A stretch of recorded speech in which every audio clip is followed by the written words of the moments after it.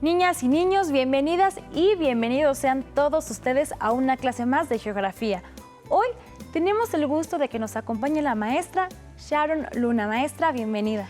Gracias, Larisa. Me alegra mucho estar aquí con todos ustedes y poder compartir con los niños y las niñas que nos ven desde casa otra clase de geografía de sexto grado. Les doy la más cordial bienvenida a todos. Y bueno, maestra, ¿qué aprenderemos el día de hoy? Bueno, al igual que en la clase anterior, hoy haremos un reforzamiento de varios temas que estudiamos en geografía de quinto grado. En esta ocasión nos enfocaremos al bloque 2. Bueno que seguiremos con el repaso de los temas de quinto grado. Y maestra, ¿por qué lo que hicimos la clase anterior me sirvió mucho para poder recordar temas importantes y para aclarar algunas dudas que tenía sobre ellos? Me da gusto que las clases resulten de utilidad para ti, Larisa, y espero que de la misma manera les sirvan a los niños y a las niñas que nos siguen desde casa. ¿Con qué vamos a comenzar en esta ocasión? Para empezar, tenemos que recordar cuáles fueron los principales temas que estudiamos el ciclo anterior dentro del segundo bloque titulado Componentes naturales de la Tierra.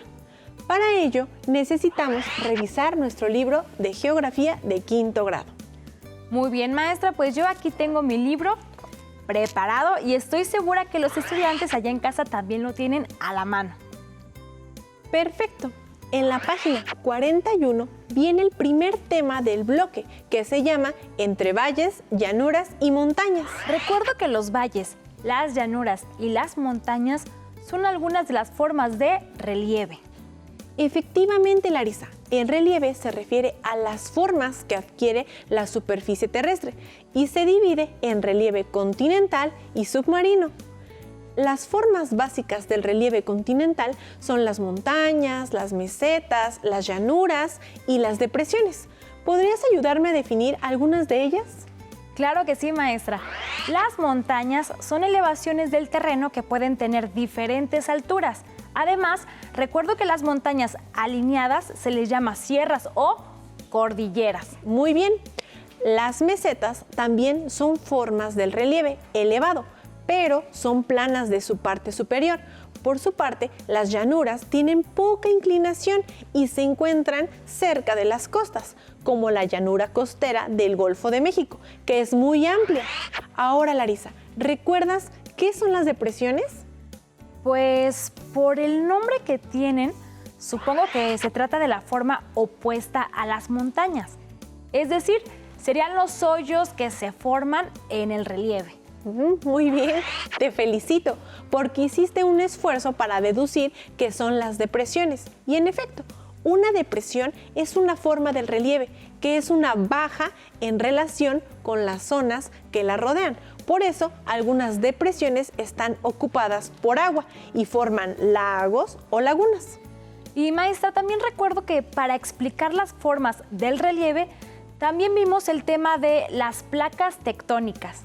Tienes mucha razón, porque explicamos que las placas tectónicas son grandes bloques de roca que constituyen la corteza terrestre y su movimiento constante es el que origina las diferentes formas del relieve terrestre que acabamos de describir. Ahora, Larisa, ¿recuerdas por qué la corteza terrestre está fragmentada en diferentes placas tectónicas? Claro que sí, maestra. La corteza terrestre está dividida en varias placas tectónicas porque el interior del planeta no es sólido, sino que tiene roca fundida que busca salir a la superficie. También por eso las placas se mueven todo el tiempo, aunque regularmente no percibimos estos movimientos. A propósito de esto que mencionas, debemos recordar que existen tres tipos básicos de movimientos de las placas tectónicas: los convergentes, los divergentes y los transformantes. Ahora que lo recuerdo, los movimientos convergentes se dan cuando las placas chocan una con otra. Así es. Por el contrario, los movimientos divergentes se presentan cuando las placas se mueven en direcciones opuestas y se separan. Mientras que en los movimientos transformantes, las placas también se separan, pero desplazándose de forma lateral. se separan de forma lateral. Pero, ¿cómo es eso? Bueno, para ver de forma gráfica los 3 tipos de movimientos que presentan las placas tectónicas, los invito a observar el siguiente video. ¿Qué te parece? Es una excelente idea, así que vamos a ver el video. El día de hoy platicaremos sobre las placas tectónicas. ¿Por qué se mueven las placas tectónicas? Antes de iniciar con ello, es pertinente señalar que las placas tectónicas son las que fragmentan a la corteza terrestre. Es como un rompecabezas. Este rompecabezas, cada pieza se mueve en distinta dirección, en distinta forma. Tenemos placas muy grandes como la norteamericana, la placa del Pacífico, la placa euroasiática, algunas muy pequeñas como la placa de las Carolinas, la placa de Cocos o la placa de Rivera. Pero, ¿por qué se mueven las placas tectónicas? Por la astenosfera. La astenosfera se encuentra en el manto superior. Hay que recordar que nuestra Tierra se divide en 3 capas: corteza, manto y núcleo. En el manto, en la parte superior, es donde se sitúa la astenosfera. La astenosfera son corrientes convectivas, material viscoso que por el calor sube a superficie, al llegar a superficie baja temperatura y desciende. Este ciclo de corriente convectiva genera el movimiento de las placas tectónicas. En el esquema podemos ver perfectamente que donde convergen la zona convectiva separa relieve en la parte superficial. En la corriente misma, cuando choca, genera colisión o el choque de 2 placas tectónicas. Esto es lo que genera el movimiento de las placas tectónicas. ¿Qué consecuencias trae el tectonismo? 3 básicamente: la sismicidad, el vulcanismo y la formación de relieve. Los sismos se presentan por el movimiento de las placas. Las placas se mueven en 3 direcciones. La convergencia: 2 placas chocan, corrugando el relieve, generando montañas como los Himalaya. Tenemos algunas otras como la subducción, donde 2 placas colisionan, una se mete por debajo de la otra y esta, al meterse, se funden en el magma. Al fundirse en el magma genera mucha presión, mucha energía y necesita ser liberada. Y se libera justamente por la actividad volcánica, como podemos ver en el sistema volcánico transversal aquí en México. La divergencia es separación de 2 placas. Estas, al separarse, generan dorsales. Estas dorsales son montañas submarinas, como se presenta en la cordillera mesoatlántica. Al fondo del océano Atlántico, entre América y Europa, podemos ver este tipo de relieve. Hay otras fisuras como la Silfra, que se encuentra en Islandia, donde se parte el relieve, donde se abre y se genera una zona rift. Esta zona rift es prácticamente la zona de separación. Podemos ver perfectamente en la imagen la fisura Silfra, en la cual se ve ese distanciamiento entre una zona y la otra. La transformante son 2 placas tectónicas que corren en dirección opuesta. La más importante es la falla de San Andrés, que se sitúa en la parte de Norteamérica. Esta falla de San Andrés, la parte del Pacífico, la placa del Pacífico va hacia el norte, mientras la placa norteamericana corre hacia el sur. Estos 3 movimientos generan sismos. En el momento que chocan, en el momento que se abre o en el momento que corren en dirección opuesta, genera la sismicidad. La sismicidad misma, donde se da ese punto de choque, genera o se le cataloga como el hipocentro. En la parte superficial, en la vertical al hipocentro, se llama epicentro. Aquí las ondas se caracterizan o viajan en 3 formas. Las ondas P, que atraviesan sólidos, gases y líquidos, viajan a una velocidad entre 6 a 12 kilómetros por segundo. Las ondas S o secundarias corren a una velocidad de 3 a 6.4 kilómetros por segundo. Son más lentas. De hecho, los centros sismológicos reciben posterior esta onda cuando primero llegan las P. Finalmente, las últimas, las ondas Rayleigh, son ondas superficiales, crean ondulaciones sobre la superficie terrestre. Estas pueden llegar hasta horas después de cuando se origina el sismo, cuando viaja la onda P. El vulcanismo es un proceso de construcción o destrucción del relieve. Hay que identificar que los volcanes generan 2 tipos de emanaciones: explosivas y efusivas. Sin embargo, las 2 modifican y crean relieve, mas no lo destruyen. Las explosivas, podemos ver en las imágenes, son aquellas nubes altas de prácticamente 5 hasta 10 kilómetros de altura. Se llaman nubes ardientes, en las cuales contienen piroclastos, temperaturas de 1000 grados centígrados, contienen gases tóxicos que viajan a velocidades sónicas. Estas erupciones prácticamente devastan todo lo que se encuentra a su paso. Sin embargo, no destruye, simplemente modifica el relieve. Las efusivas arrojan magma, y al salir por el cráter se le denomina lava. Las lavas es lo menos peligroso de los volcanes. Mucha gente asocia que las lavas son las que causan los mayores estragos, pero de ahí a que destruyan, no, simplemente están modificando. Ahora sí, ya me quedó más claro cómo se mueven las placas tectónicas, pero en el video mencionan que estos movimientos son los que originan los sismos y los volcanes. ¿Nos puede explicar un poquito más de esto, maestra? Por supuesto, Larisa. El movimiento de las placas tectónicas, además de originar las diferentes formas del relieve, también es el responsable de la actividad sísmica y volcánica del planeta. En el video dijeron que los sismos y los volcanes se presentan sobre todo en los límites de las placas tectónicas. Así es. El choque de placas tectónicas hace que las rocas se acomoden o se rompan de forma brusca, lo que genera movimientos de la corteza terrestre en forma de ondas que son precisamente los sismos o temblores. Y los volcanes se forman cuando sale roca fundida del interior del planeta. Efectivamente, cuando la roca fundida llamada magma que está en el interior del planeta encuentra una grieta por donde salir, se le da la actividad volcánica. Por ejemplo, en el fondo del océano Atlántico, las placas tectónicas se están separando. A ese movimiento, si mal no recuerdo, se le llama divergencia. Exactamente, y la divergencia de placas propicia que salga material incandescente del interior de la Tierra y se formen muchos volcanes submarinos en esta zona. Y ya que mencionamos el océano, Larisa, ¿podrías decirnos qué otro tema importante vimos en el bloque 2 relacionado con los componentes naturales del planeta? Claro que sí. Además del relieve, los sismos y los volcanes, también estudiamos muchas cosas sobre el agua en el planeta. Por ejemplo, vimos que es indispensable para la vida, no solo de las personas, sino también de las plantas y de los animales. Muy bien, Larisa. Otro tema fundamental que vimos fue el de la distribución y disponibilidad del agua en el planeta. Explicamos que aunque en la Tierra más del 70% de la superficie está cubierta por agua, en realidad la cantidad de agua que podemos aprovechar los seres humanos es muy baja, menos del 1%. Lo recuerdo bien, maestra, porque nos explicó que la mayor parte del agua del planeta que se encuentra en los mares y océanos es salada, por lo que no podemos beber ni se puede emplear en la mayoría de las actividades que realiza el ser humano. Exactamente.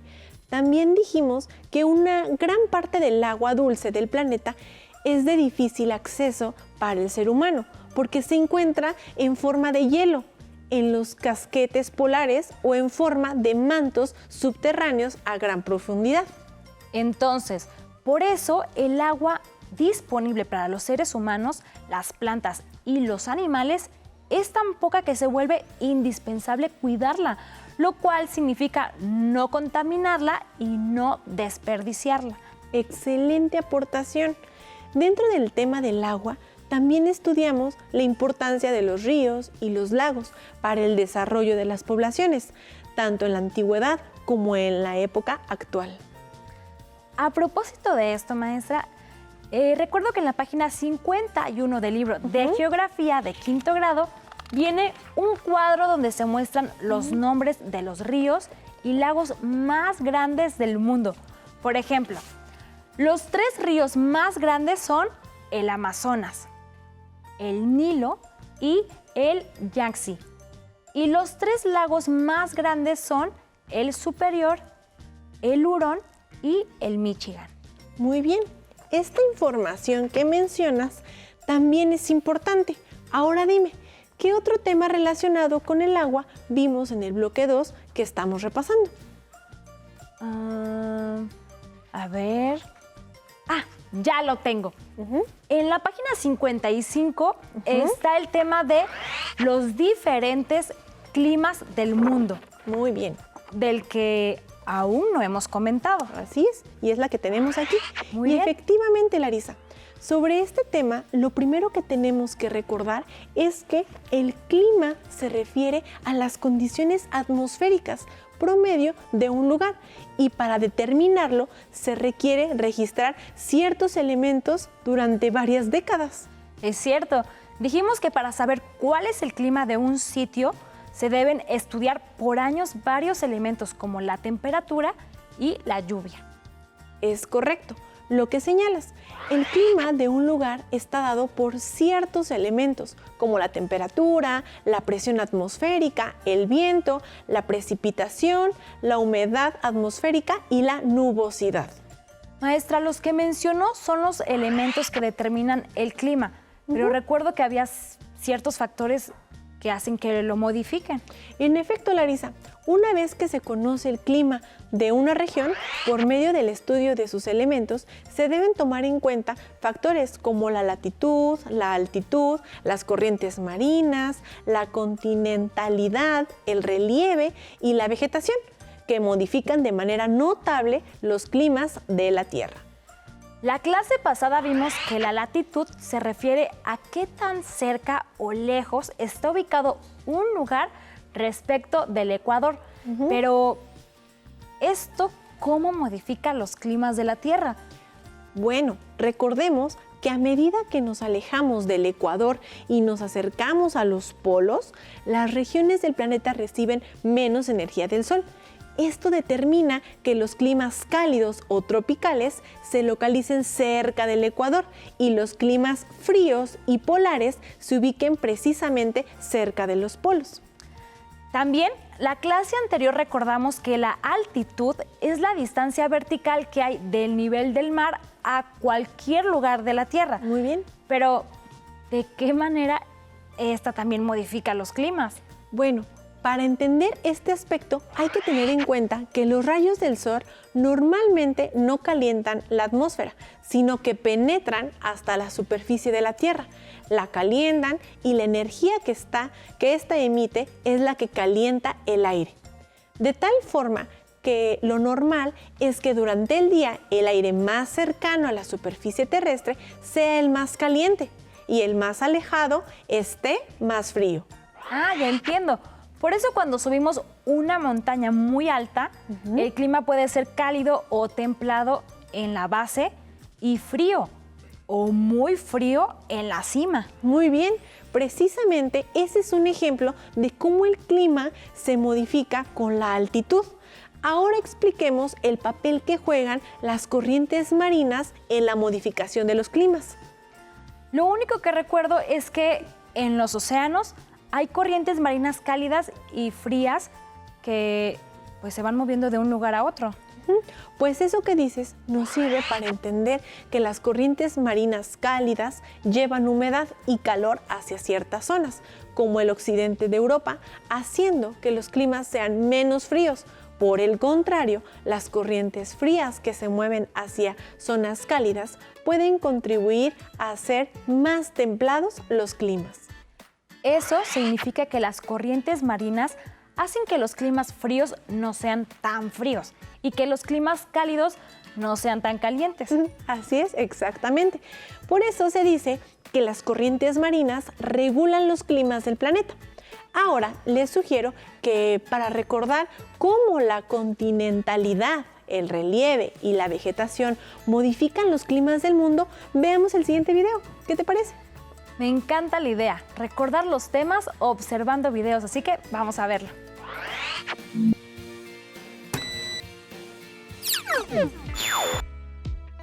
Los elementos del clima son las condiciones atmosféricas de un lugar, es decir, temperatura, presión atmosférica, viento, humedad y precipitación. La temperatura es el grado de calor en la atmósfera. Se origina cuando los rayos solares son absorbidos por la superficie terrestre y ésta, al calentarse, irradia energía en forma de calor. La presión atmosférica se refiere a la fuerza que una columna de aire ejerce sobre un lugar de la superficie terrestre. El viento, es decir, el aire que se mueve, se produce por la diferente presión atmosférica entre dos lugares. Por lo general, se desplaza de zonas de alta presión hacia regiones de baja presión. La humedad es la cantidad de vapor de agua en el aire y proviene de la evaporación de los cuerpos de agua. El último elemento, la precipitación, se refiere a la cantidad de agua que cae sobre una región en forma de lluvia, nieve o granizo, según la temperatura. Ahora bien, todos los elementos son modificados por los factores del clima, y su interacción provoca que este último sea distinto de un lugar a otro. Los factores del clima son latitud, altitud, relieve, vegetación, continentalidad y corrientes marinas. La latitud es la distancia entre el ecuador y cualquier paralelo. Condiciona la intensidad con la que los rayos del sol llegan a la superficie. Por eso las regiones cercanas al ecuador tienen temperaturas superiores a la de los polos. La altitud indica la distancia vertical entre un lugar y el nivel medio del mar. A mayor altitud, menor presión atmosférica y temperatura. El relieve es la configuración de la superficie terrestre. Las montañas alteran el desplazamiento de los vientos e influyen en la precipitación. La vegetación regula la temperatura y humedad de un lugar.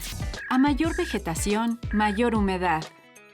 La continentalidad se refiere a la distancia de un lugar con respecto a un cuerpo de agua. Las regiones cercanas a los océanos tienen temperaturas constantes y abundante humedad. Las más alejadas son secas y presentan temperaturas extremas. Finalmente, las corrientes marinas influyen tanto en la temperatura como en la humedad de las regiones por donde pasan. Las corrientes cálidas aumentan la temperatura de las zonas costeras localizadas en regiones frías. Además, traen consigo humedad. Las corrientes frías producen aire seco.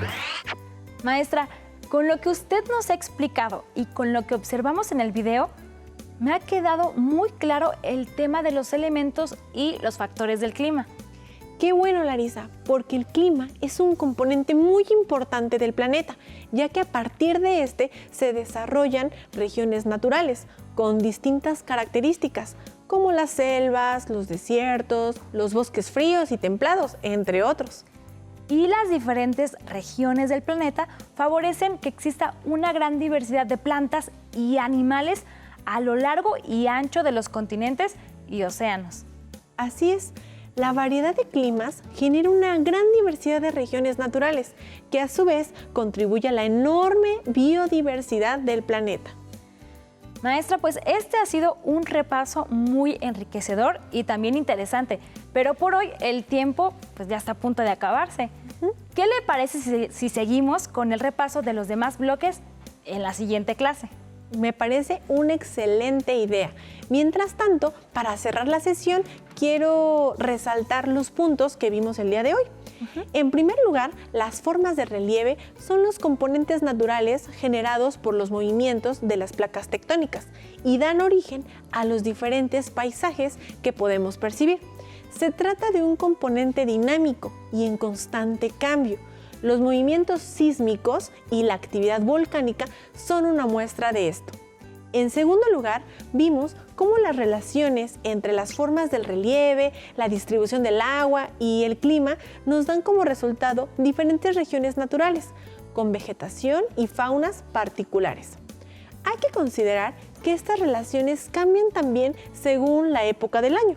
Por eso, invitamos a todos los niños y las niñas que nos acompañan desde casa a que observen en el lugar donde viven cómo es el relieve, la distribución del agua, el tipo de clima, las formas de vida y si éstas cambian a lo largo del año. Compartan sus observaciones con sus compañeros y maestros para enriquecer sus trabajos. Maestra, no cabe duda que el día de hoy ha sido un repaso muy completo. Le agradecemos su disposición para compartir con nosotros tantos conocimientos. Gracias a ti, Larisa, y a los alumnos y a las alumnas que seguramente siguieron la clase con tanto interés como tú. Así que muchas gracias y hasta pronto. Gracias, niñas y niños, y hasta la próxima. Si te es posible, consulta otros libros y comenta el tema de hoy con tu familia. Si tienes la fortuna de hablar una lengua indígena, aprovecha este momento para practicarla y platica con tu familia en tu lengua materna. Por hoy hemos terminado con la diversidad natural de los continentes, de Geografía 6º grado. Espero que lo hayan disfrutado tanto como nosotros. Vamos a la siguiente materia. Nos vemos hasta la próxima, pero antes, a movernos un poco.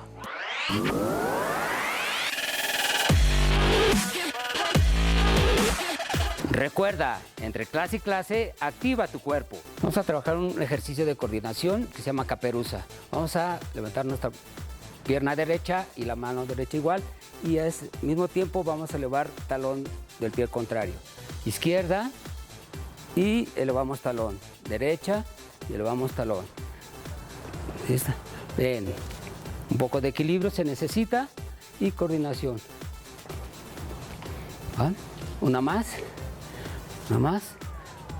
Acuérdate, elevas rodilla y la mano del mismo pie. Bien, bien.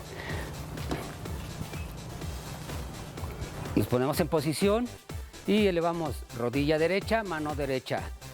Muy bien. Izquierda. Muy bien. Hago un poco más despacio para que puedas levantar rodilla y mano al mismo tiempo, elevando el talón del pie contrario. Bien. Haz una coordinación. No se preocupen. Trata de mantener un poco el equilibrio. Apoya eso con tu otra mano, de tal manera que te puedas sentir a gusto. Acuérdense que es la rodilla que se levanta, la mano del mismo lado se estira. Ahora vamos a hacer una marcha nada más marcada. Lo que vamos a hacer es, vamos a elevar nuestras rodillas de forma alternada y vamos a la altura de nuestra cintura. Vamos a hacer que peguen nuestras manos y vamos a alternar derecha, izquierda, derecha, izquierda. Muy bien, alza un poquito más las rodillas y bien. Un poquito más la marcha, que se vea, ¿sí? La marcamos, muy bien. Elevamos más las rodillas, perfecto. Ok, vamos a hacer la marcha, nos ponemos en posición, de forma relajada y empezamos. Derecha, izquierda, espalda bien derecha, controlen su movimiento, muy bien. Respira, arriba rodillas, arriba, que la rodilla llegue, no bajen las manos, espalda bien derecha, espalda derecha, sigue, eleva más la rodilla, muy bien, perfecto, así, más. Recuerda, al terminar la activación, no olvides la protección.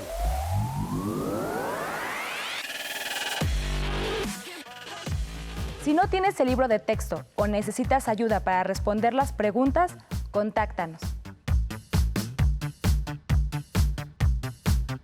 Para apoyo pedagógico, hay maestras y maestros de lunes a viernes de 8 a 20 horas en el teléfono 55 41 72 04 13 con 100 líneas.